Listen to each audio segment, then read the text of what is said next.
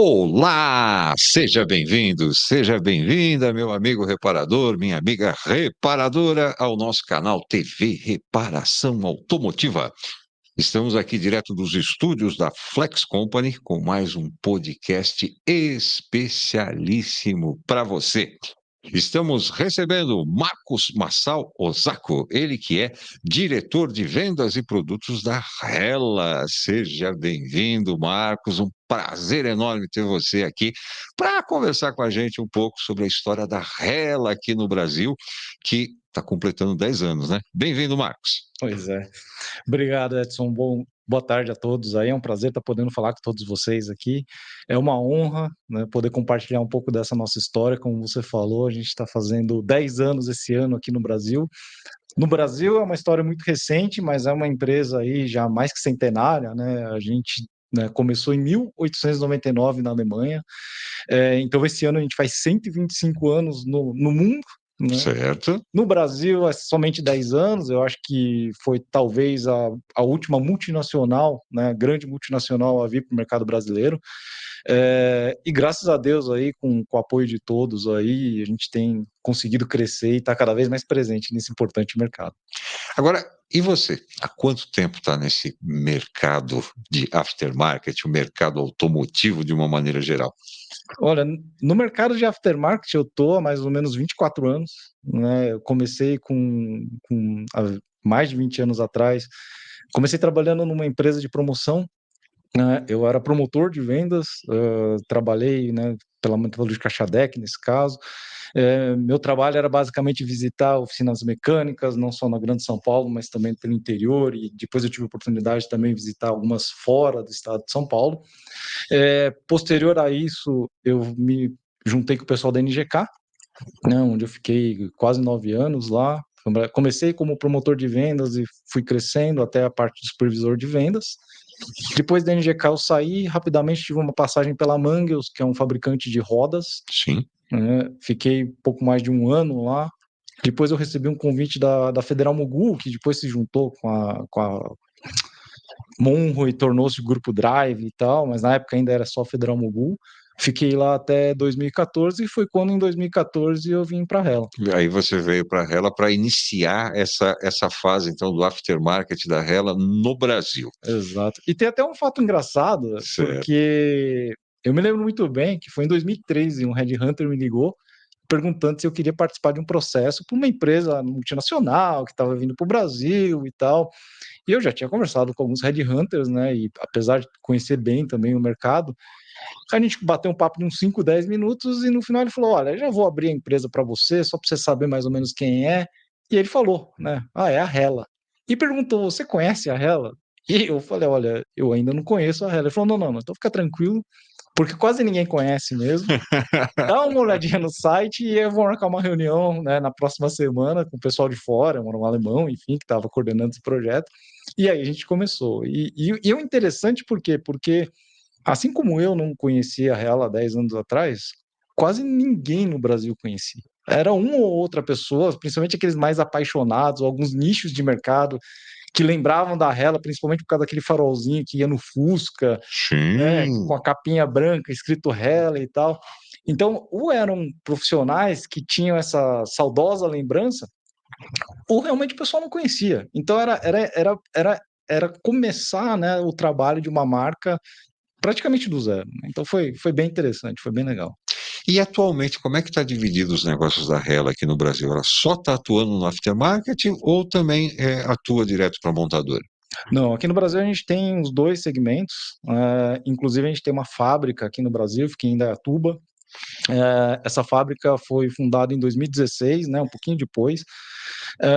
Essa fábrica é uma fábrica que fornece componentes eletrônicos para as principais montadoras aqui no Brasil, né?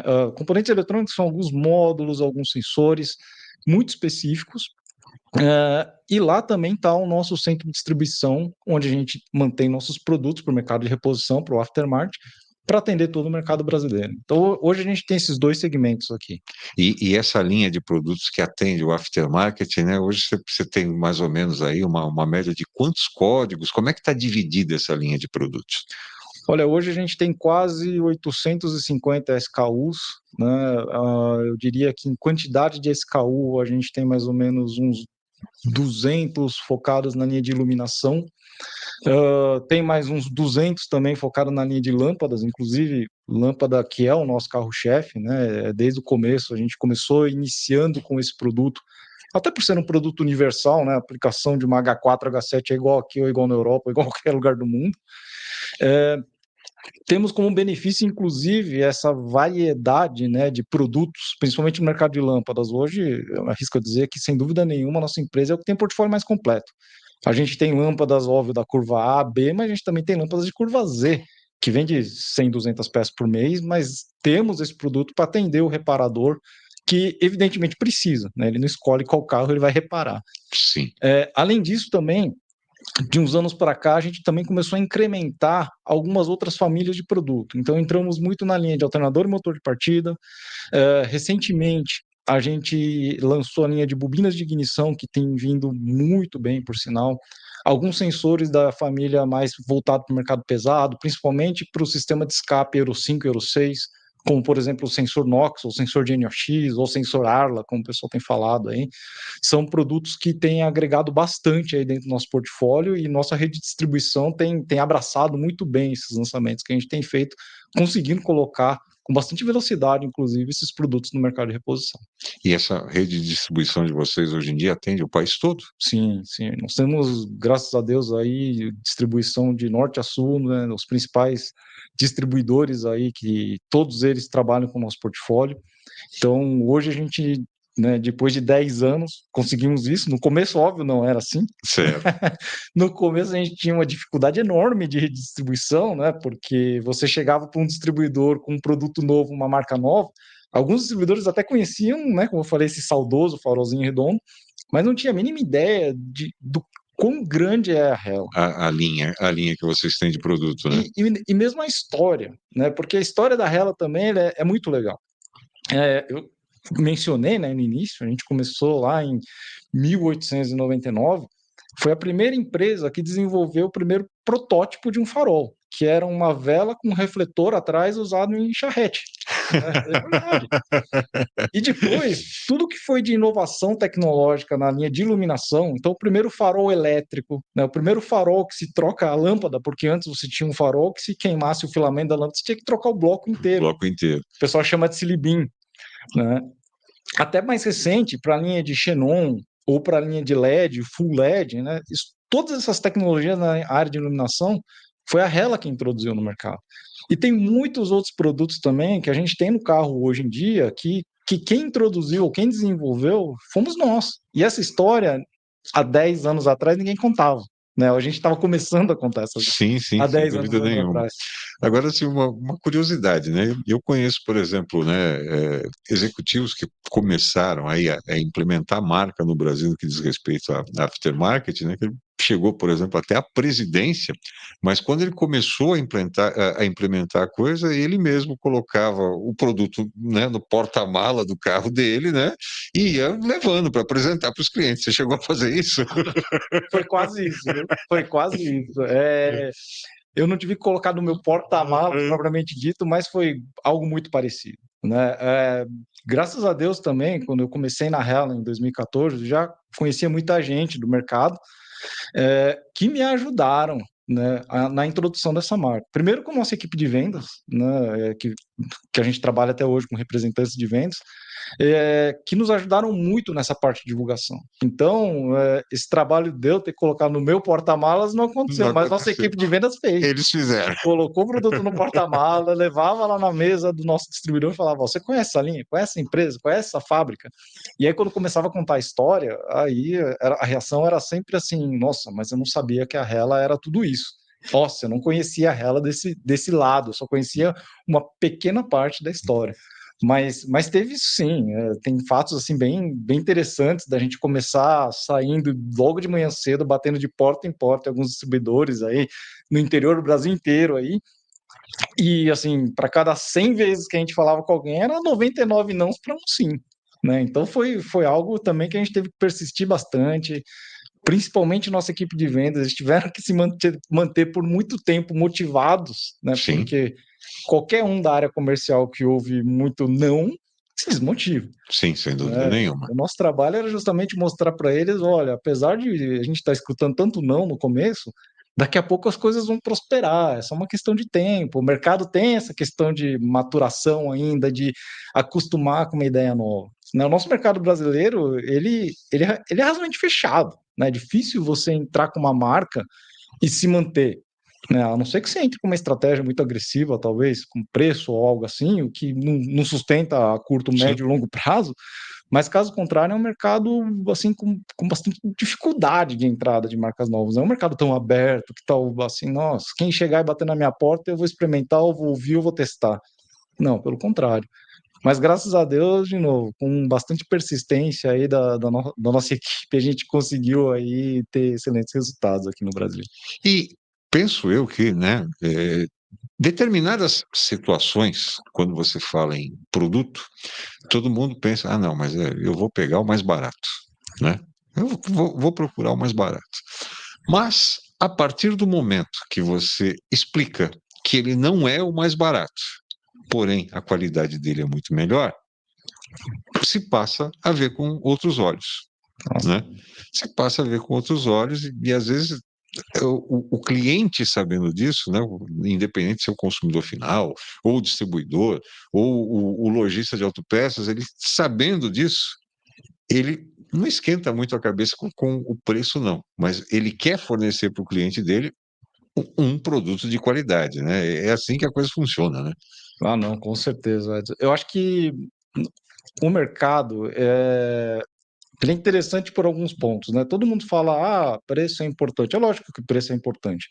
Eu acho que é importante você ser competitivo, né? Ainda mais, por exemplo, no nosso caso, uma marca entrante, a gente não podia chegar aqui no Brasil e ser a marca mais cara da linha que a gente está trabalhando, como a gente é na Alemanha, né? Como a gente é em outros países em que a marca já está consolidada.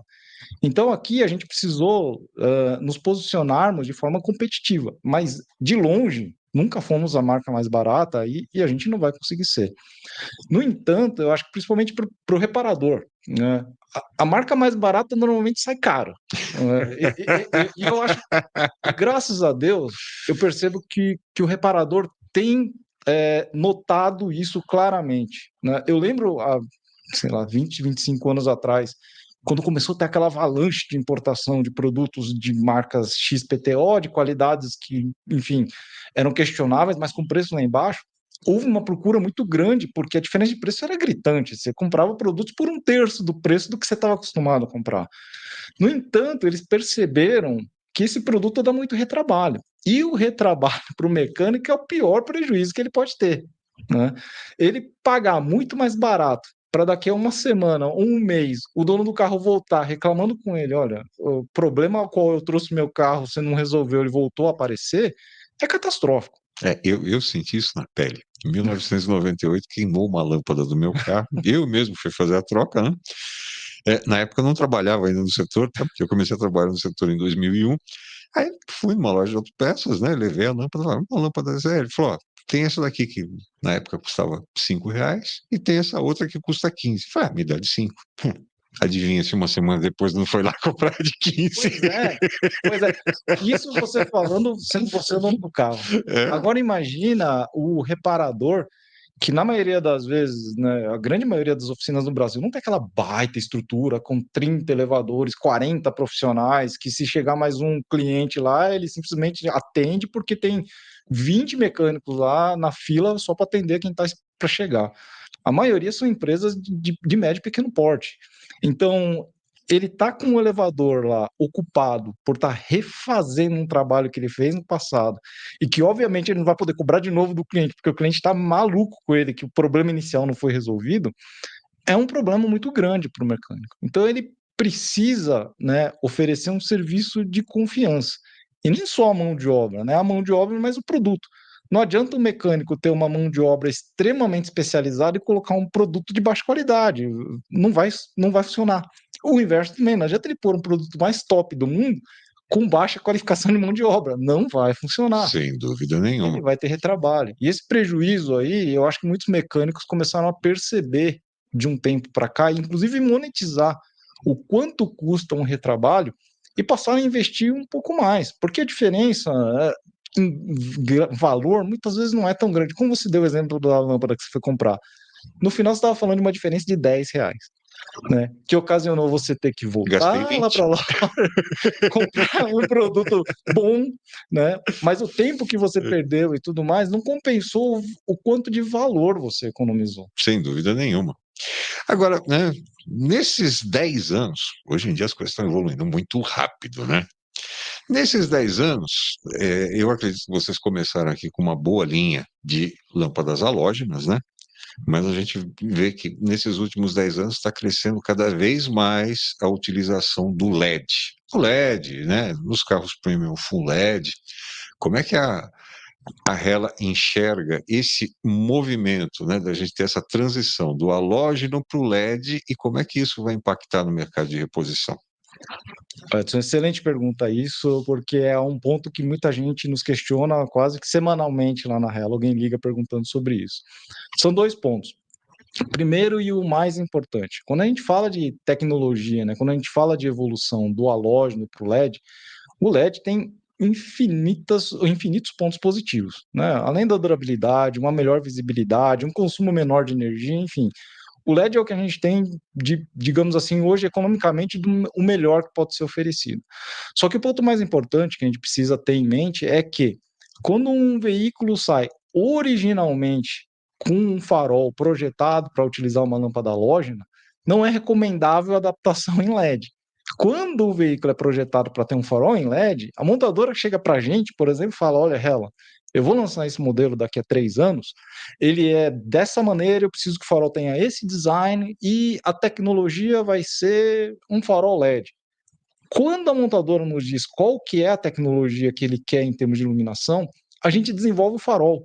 Não é uma coisa intercambiável, né? Infelizmente, não dá para pegar um farol halógeno, vou adaptar o LED, vou adaptar o xenon. Por quê? Porque muda toda a ótica do farol. Toda a construção do farol é feita com base na tecnologia da iluminação. Se você pegar esteticamente, né, mesmo que seja um veículo de mesma marca e modelo, pega, sei lá, um BMW aí, série 3, olha o farol dele halógeno, e o mesmo modelo do BMW, né, para umas versões mais premium, tem o farol full LED. Olha os faróis, eles são totalmente diferentes. Apesar de esteticamente por fora parecer igual, quando você olha já o refletor, muda, né? Então tem um ponto muito importante que é quando se muda, não é permitido a mudança de tecnologia do farol, inclusive por lei, Por lei, exato. né? Se você tem originalmente um farol halógeno, não adianta colocar lá uma lâmpada LED achando que ele vai funcionar. Ele não tem a mesma funcionalidade porque muda a ótica do farol. O farol não foi construído para isso. Aí tem muita gente que discute, falando: ah, mas olha, o posicionamento da pastilha é exatamente no mesmo posicionamento do filamento da lâmpada halógena, então vai ter a mesma projeção. Não tem, não tem. Tá? Inclusive, essas lâmpadas LED não são nem homologadas, a gente precisa ter uma homologação, essa homologação não acontece.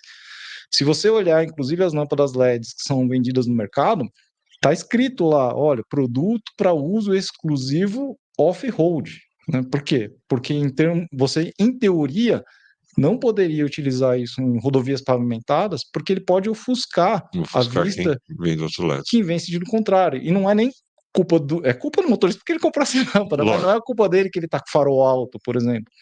O farol baixo, por estar projetando uma luz de forma diferente ao qual ele foi originalmente projetado, causa ofuscamento em quem vem em sentido contrário. Então tem bastante discussão sobre isso aí, mas o posicionamento da Hella é: a gente, como fabricante original do farol, a gente não recomenda a substituição. Agora, a pergunta que você me fez: como a gente enxerga essa tecnologia LED, né, migrando dos faróis halógeno para o LED? Isso é uma tendência que vai acontecer, é um caminho sem volta. À medida que o LED vai se tornando cada vez mais economicamente viável, estão se utilizando está se utilizando esse tipo de tecnologia em veículos mais populares, né? A gente já Sim. vê veículos populares utilizando esse tipo de farol, por N benefícios que eu acabei de mencionar no passado aí. E como isso vai impactar na reposição? O que vai impactar na reposição, de fato, é que vai diminuir drasticamente a venda de lâmpada, né? A lâmpada halógena em si só vai ser vendido para faróis halógenos. Ah, mas e o farol LED? O farol LED não tem lâmpada, tá? Se você pegar o farol LED e olhar, ele tem algumas pastilhas que são fixadas na parte interna do farol, algo assim, não é algo igual uma lâmpada que você desrosqueia e pluga e coloca outra, né? Ela tem um posicionamento fixo e que, em teoria, aí eu vou falar pela Hella, não vou falar por todos, mas um farol LED da Hella, ele não queima, tá? Porque não é o mesmo LED que é utilizado em iluminação residencial que você coloca num carro. É um LED muito específico, muito mais caro, né, que tem uma durabilidade muito maior, principalmente resistência com relação à temperatura. Então é um produto que a vida útil, ela é, eu não vou dizer infinita, mas ela é muito alta. Ah, então quando que vai se trocar um farol LED? Na prática, só quando bater. E Quando aí tiver quebrar o farol. alguma situação que quebrou o farol. Exato. Agora, a substituição de pastilhas de LED, isso não vai acontecer. Não vai Não, acontecer. não vai acontecer. Então, a demanda por esse tipo de produto tende a cair. Agora, digamos que nessa situação, né, onde aconteceu a batida, quebrou o farol, passou o carro, mas só quebrou o farol. Você vai precisar trocar esse farol. Então, você vai ter que comprar o sistema inteiro e existe necessidade de alguma qualificação técnica, algum ensinamento técnico para fazer essa troca? Sim, tem não só para fazer a troca, mas principalmente para calibrar o farol.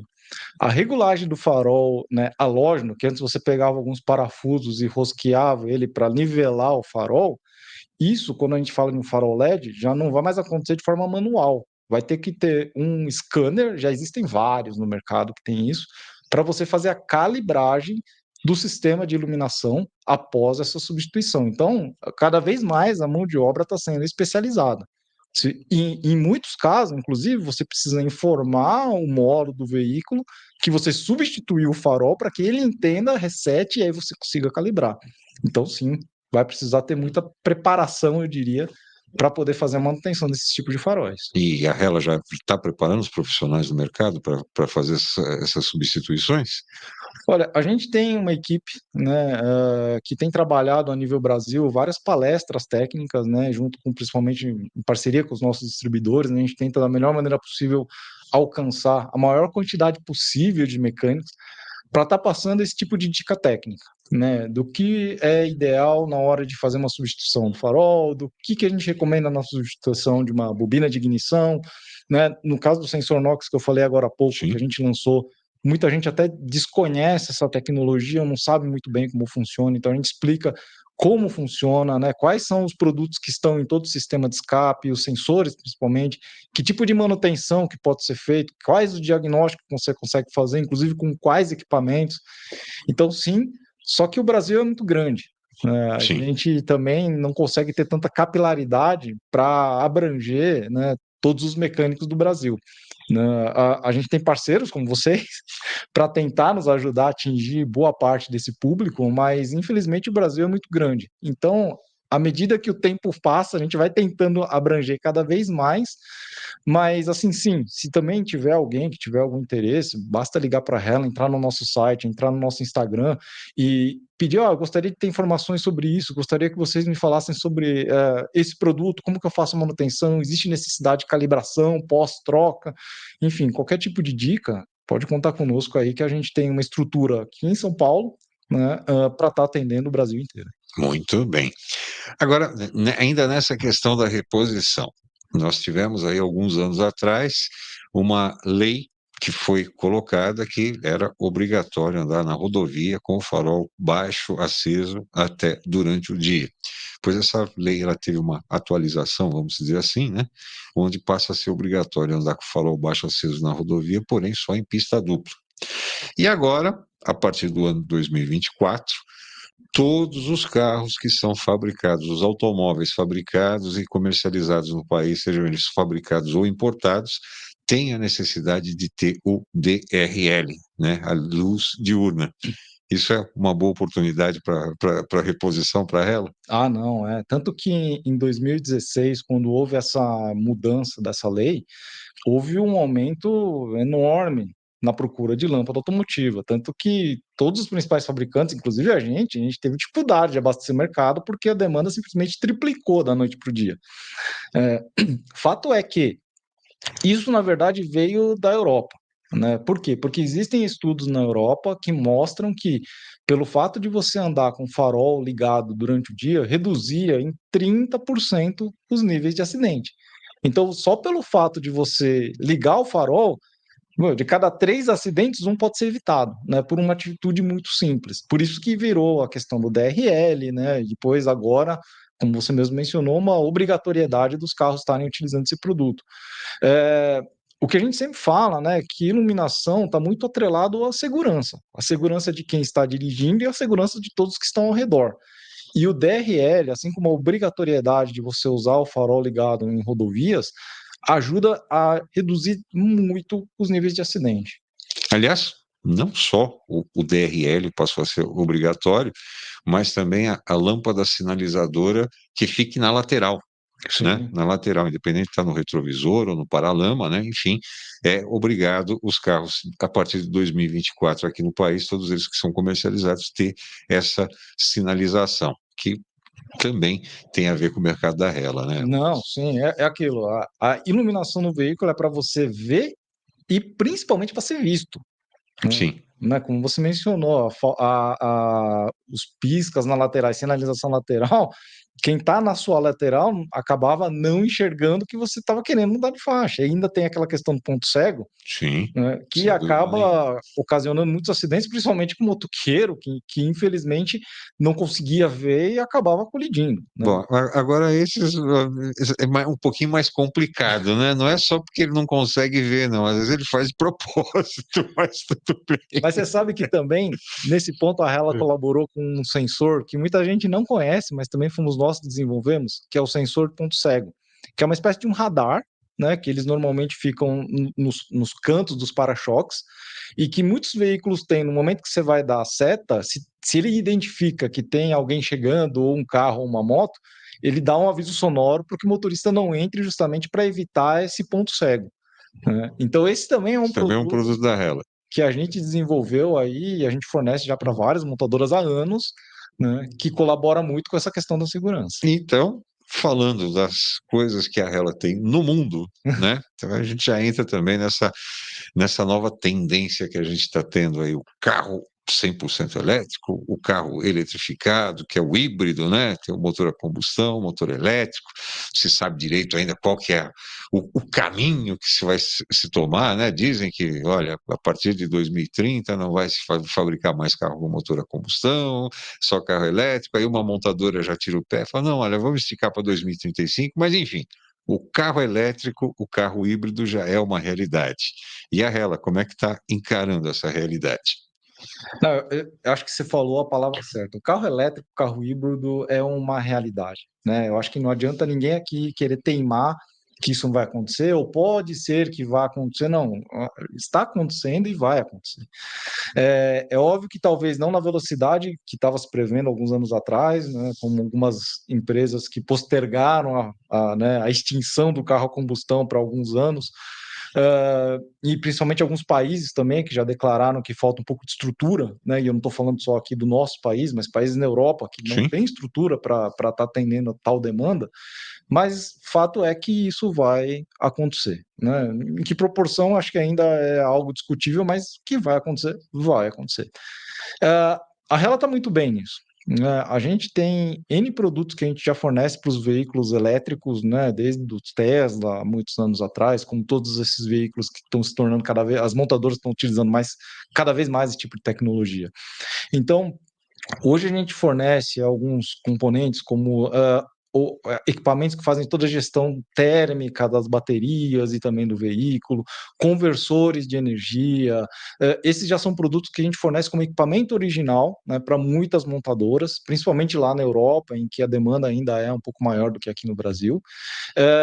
E também temos alguns produtos que a gente vende no mercado de reposição. Não só esses que a gente fornece para o mercado para as montadoras, mas também, por exemplo, carregadores, né, elétricos, os cabos. Mas, de novo, isso muito mais lá na Europa. Aqui no Brasil, a gente ainda não viu uma demanda tão grande por esse produto, por isso a gente não trouxe ainda para estar comercializando aqui. Mas certamente isso tende a crescer e tende a aumentar. E, graças a Deus, a Hella, como uma empresa muito forte na área de eletrônica, né, não só de iluminação, muita gente conhece a Hella e fala, é farol, é lâmpada. Hoje, só para dar um dado, hoje a gente fatura mais para as montadoras componentes da área eletrônica do que da linha de iluminação. Né? O nosso faturamento acaba sendo muito maior, até porque tem muito mais sensores num veículo do Sim, que farol e lâmpada. sem dúvida Então, por nenhuma. isso a gente tem um faturamento hoje muito maior nesse segmento. E a gente investe muito nisso, né? Então, a gente tem parceria com todas as montadoras para desenvolver essas tecnologias. Então, são estudos que estão sendo feitos já há anos, que a gente já tem implementado junto com as montadoras para fornecimento desse tipo de produto, né?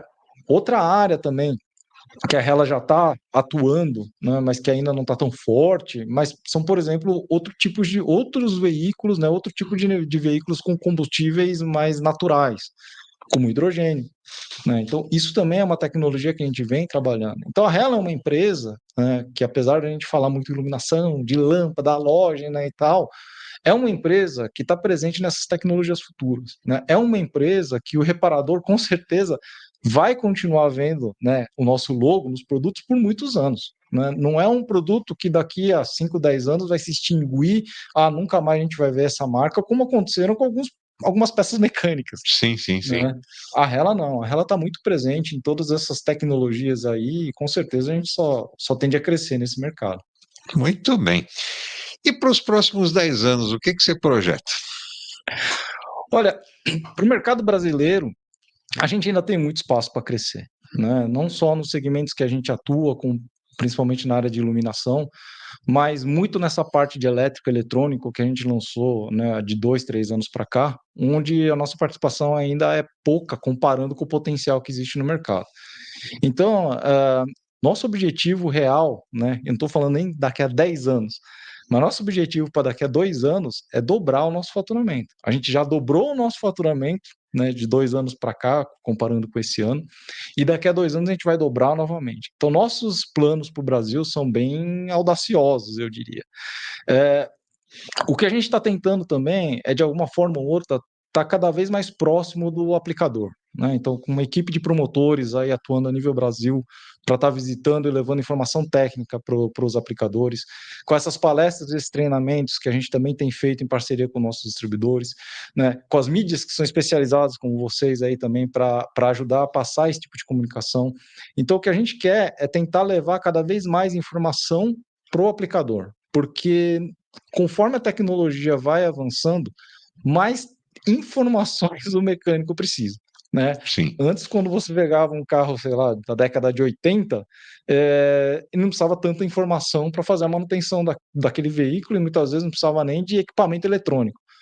Hoje, se ele pegar um carro e ele abrir o capô, ele não enxerga nada, a não ser uma tampa plástica e alguns conectores que ele vai precisar conectar o scanner para entender qual que é o problema daquele veículo. Então, a informação hoje eu acho que é muito importante e a gente está se preocupando bastante em como transmitir essa informação lá na ponta para o mecânico. Tem modelos de entrada, por exemplo, que para você trocar uma simples lâmpada halógena, não estou dizendo simples porque é fácil de se fazer uma lâmpada, não é isso, né? Sim. Mas uma coisa corriqueira que se conhece, que depois que você faz a troca, você é obrigado a entrar com o scanner para avisar que a lâmpada foi trocada. Não, exato. Né? Você sabe outra coisa também que acontece, né? Tem alguns veículos que quando você substitui uma lâmpada halógena e coloca essa lâmpada adaptada em LED, acende uma luz no painel dizendo que o veículo está com um problema, com uma lâmpada queimada, apesar de você estar com uma lâmpada LED lá. Mas por que isso acontece? Porque o consumo energético da lâmpada LED é muito menor. Muito menor. Então o sistema entende que a lâmpada está queimada. Exato. Então tem muita coisa aí que a gente pega no dia a dia que a gente pode compartilhar com todos, né? Basta entrar em contato conosco. E à medida do possível, de forma ativa, a gente também tem tentado ir para o mercado para passar essa informação. Mas tem muita coisa legal aí que vale a pena ser compartilhada. Muito bem. Marcos, quero agradecer muito a sua participação aqui com a gente, você ter disponibilizado o seu tempo para vir até aqui nos estúdios da Flex Company para a gente bater esse papo, né? Que eu sei que, principalmente hoje em dia, com essa coisa da digitalização, o nosso tempo é cada vez mais escasso, né, Marcos? Então, muito obrigado pelo carinho com a TV Reparação Automotiva, para a gente passar essas informações para o meu amigo, para a minha amiga que trabalha com a reparação de automóveis. E pode deixar seu recado aí no nosso encerramento, o que você quer realmente falar para quem trabalha com a reparação de automóveis no que diz respeito ao posicionamento da Hella aqui no Brasil. Obrigado, Edson. É um prazer aí estar batendo esse papo com vocês. Eu também queria, em nome da Hella, agradecer essa oportunidade junto à reparação. Agradecer também o pessoal da Flex aqui que cedeu esse espaço para que a gente pudesse estar batendo esse papo aqui hoje. O que eu queria falar para o reparador é basicamente, primeiro, muito obrigado, né, por esses 10 anos aí em que vocês têm nos acompanhado, que vocês têm nos apoiado. Eu acho que ao longo do tempo vocês têm visto aí o quanto a gente tem investido, principalmente em ampliação de portfólio, onde inicialmente nós éramos uma empresa muito focada em lâmpadas e faróis. Hoje a gente tem alternador, motor de partida, sensores na linha 24 volts, principalmente sensor de rotação, sensor ABS, sensor NOx, né, desse sistema Euro 5, Euro 6, bobina de ignição, enfim, N outros produtos que a gente vem colocando no mercado e que, graças ao apoio de vocês, né, a gente tem conseguido crescer cada vez mais. Tenho plena consciência que todos os produtos que nós comercializamos aqui no mercado brasileiro são produtos de altíssima qualidade. E como eu sempre falei, a Hella tem uma grande preocupação de se manter competitiva no mercado. De longe a gente não vai ser o mais barato, mas com certeza a gente não é o mais caro. A gente sempre vai estar alinhado dentro do que os principais concorrentes estão praticando, mas é a garantia de vocês, aplicadores, de colocar um produto de qualidade que não vai dar retrabalho, que não vai dar nenhum tipo de problema. E se porventura vocês tiverem também alguma dúvida ou mesmo um eventual problema com nossos produtos, fiquem à vontade para entrar em contato conosco através dos nossos canais. A gente tem Instagram, a gente tem website, tem os telefones, enfim, tem a nossa equipe espalhada por todo o Brasil. Nós estamos prontos para dar um suporte para vocês, tá? A Hella veio para o Brasil há 10 anos e eu sempre falei desde o início, a Hella veio para o Brasil e a gente não veio para brincar, a gente veio para ficar e, como eu falei, a gente projeta crescer muito aí. Então, obrigado a todos vocês aí por esse apoio, obrigado novamente aí pela oportunidade de estar batendo um papo e contem com a Hella no que vocês precisarem. Nós é que agradecemos. Conversei então com o Marcos Osako, ele que é o diretor de vendas e produtos da Hella, que está completando 10 anos do aftermarket dela aqui no Brasil. E você que está acompanhando o nosso canal TV Reparação Automotiva, não vai esquecer, dá seu like para gente. Se não está inscrito ainda, se inscreve no canal, aciona o sininho, que você vai ser avisado todas as vezes que a gente tiver novidades. E, ó, no canal TV Reparação Automotiva, são mais de 400 vídeos que nós temos aqui, que eu tenho certeza que pelo menos um deles vai ajudar você no seu dia a dia de trabalho. Acompanhe também a revista Reparação Automotiva nas nossas redes sociais, que estamos no Instagram, estamos no LinkedIn, estamos no Facebook, para levar a melhor informação até você. E também, para encerrar, quero agradecer a toda a equipe aqui da Flex Company, que nos acolhe aqui muito bem para que a gente leve essa informação. Quero agradecer também o Marcos Bravo, né, que é da nossa equipe lá da TV Reparação Automotiva, sempre para produzir o melhor conteúdo até você. Muito obrigado pelo seu carinho, muito obrigado pela sua participação e até a próxima. Tchau.